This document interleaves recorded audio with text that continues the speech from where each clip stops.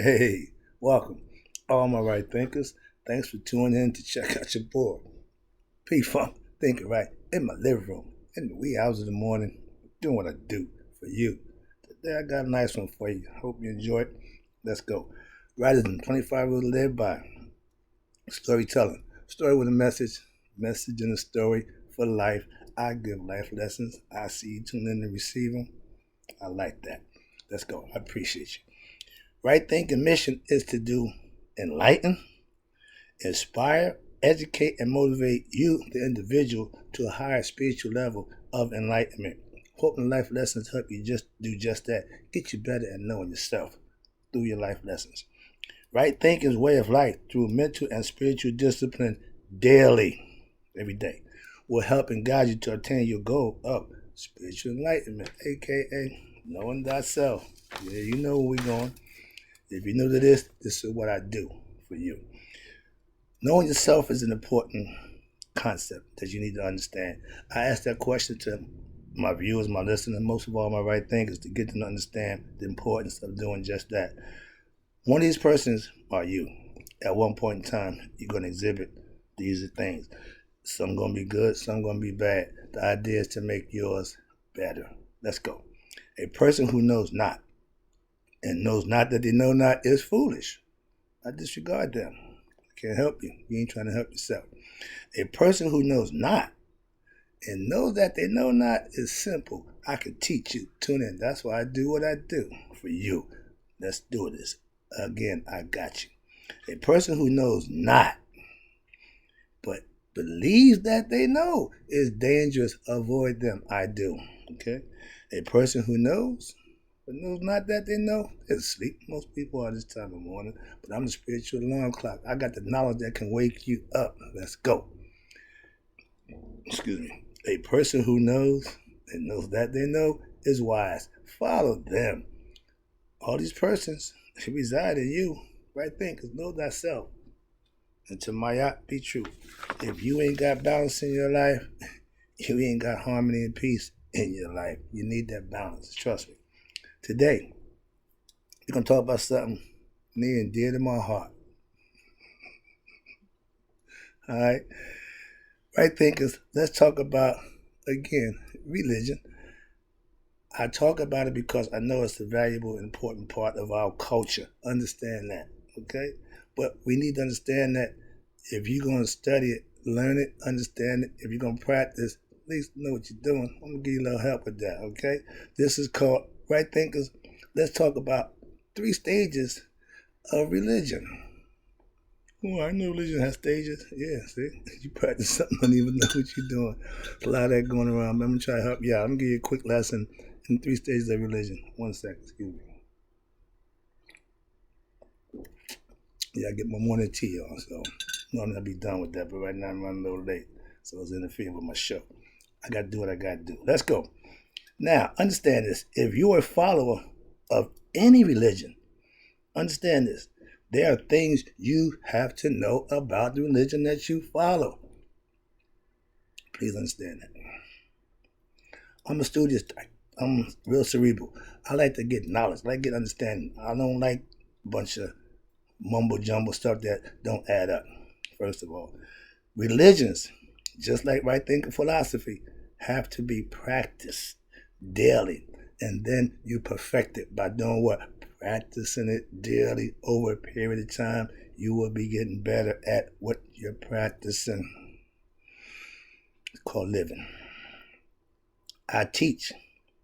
What I teach is a way of life that you have to, first of all, learn, acquire, and understand the concepts, and then you live them. And that's the proof that you have for yourself. I can get you to God for yourself. Not me telling you, not me once you believe in me. I can get you there. Trust me. Religions, and that's their job, supposedly, have rules and commandments you have to follow if that's the religion you follow.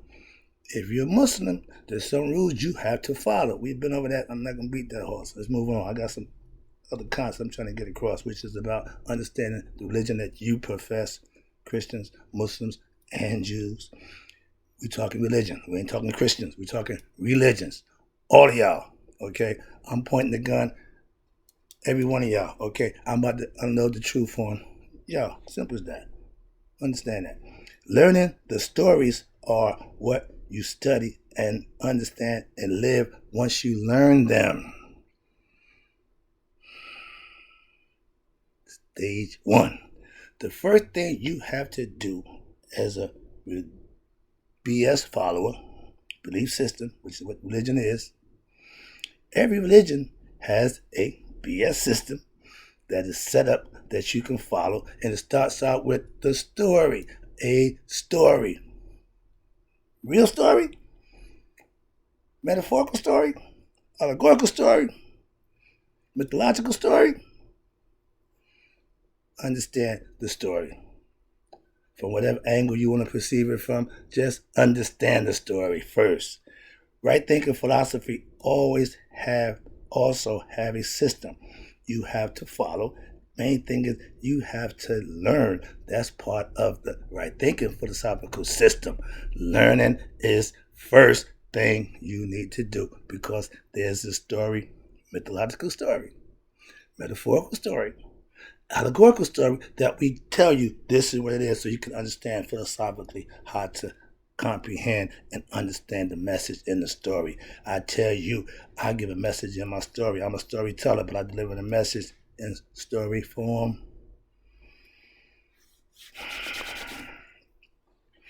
I teach my messages through storytelling.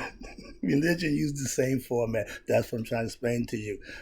It's all the same thing. It's your choice to pick and choose.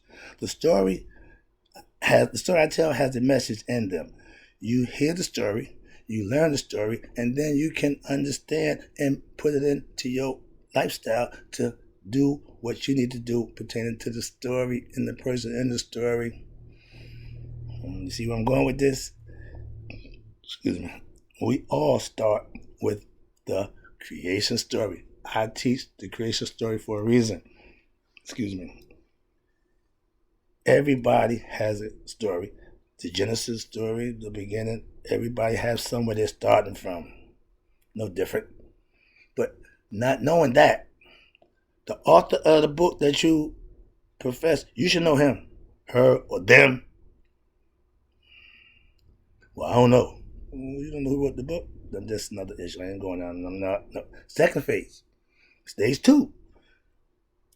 Learn the myth, the story, practice by the ritual. After the story comes the ritual. We go to church on every Sunday. They go to synagogue every Saturday. Whatever they practice, that's what everybody do. So you have a system that you follow. Everybody have one, no different. After the story, you practice what? The message. By what? Studying. Don't just say, I study to prove myself worthy. Yeah, I study to give lessons. I study to teach. As a teacher, I have to study. But in life, I'm a student. I'm always studying. I'm always learning. Our fellowship with what I call like-minded people. Christians.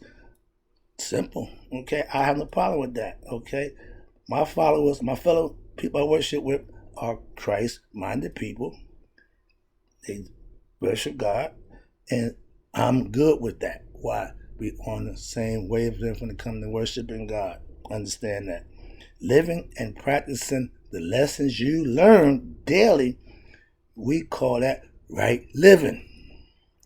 To learn something and not use it, what's the purpose of learning it? Something like education systems, you get all that knowledge, then realize half of you're not using the rest of your life. That's another story. I ain't going there. But if you're going to learn something, you learn it for a reason. You learn it to use it. If you go to Bible study, or I'm a prayer warrior on Wednesdays, weekly, you're practicing a ritual. Those are things that you do, that you follow according to the religion that you practice in. I practice this phase of biblical knowledge with my Christian family. I'm learning biblical concepts as a Christian family. With my Christian family, I'm learning. I'm not going there to disturb the harmony. I'm going there to learn. When you come to my class, I expect that's the reason why you're there, to learn, not to critique me, tell me what I should do, how I should do it. Learning is what you do when you go into somebody's environment respectfully, or their house. You respect them. Okay. Next one. Now this is the phase. I got a problem with a lot of my Christian followers. Y'all fall short on this one a lot of times. Third phase, the mystical experience, aka the enlightenment of self. If you're not getting spiritually enlightened by the path that you're on and the religion you're following, why you're on it and why you following it? I'm just saying. But this is the phase that if you put your work in, you do your due diligence, you can have this. If you don't get the mystical experience, meaning you didn't get spiritually enlightened, you're just spinning your wheels. If you put in your work, and I profess this and I practice this every day, I tell you, it's a daily thing. If you put in your work, studying, living, learning your lessons that you experience, you will grow. If you just rely on the pastor to give you a word, a message that you think is good enough, and not putting your own work in, you won't grow. You just be there and he'll just keep watering you every week. He'll put a little knowledge on you, and you'll be okay till next week, and they water you again. Concept is not growing. What will happen when you do the right thing? You will transform. With knowledge and understanding of self, I know that's the way to transform you to the next level, to knowing yourself and getting closer to God. That's my goal. I don't preach it, I teach it. And if you live it, you'll see it work.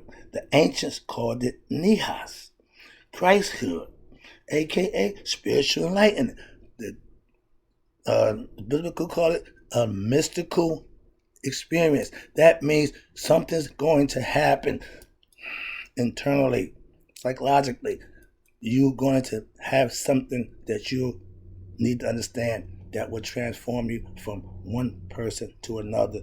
That's becoming enlightened spiritually. Christhood. They was turning crisis before Jesus. Is getting anointed with what? Knowing thyself. Sorry about that. Christians, they get stuck on second stage. The story, the ritual. They good with that. Stage 2, you never reach nihas. If you don't get past the stage 2 of just going and being satisfied with the ritual and just liking the story because it sounds good, that's nothing. You're not going to move, okay? If you don't change, it's because you got caught up in belief in stage 2. When you just believe everything that you heard from the story and the ritual, you comfortable with that. Phase 3 is knowing. Stage 3 is knowing. That's the awakening. That's what I teach you. That's what right thinking philosophy takes you to. Phase 3 is the awakening. Christians, y'all need to wake up and get knowledge and understanding of what you profess, and you'll wake up too. I ask the question, are you religious or are you conscious? Last one, I'm about to done. I appreciate you tuning in. If you learn and master these 3 phases, you will become conscious of God for yourself. It ain't what the pastors say. It ain't what no, it's what you know for yourself. Right thinkers know God for themselves. Gnosis, that means to know. That G, fellas, okay, it means knowing.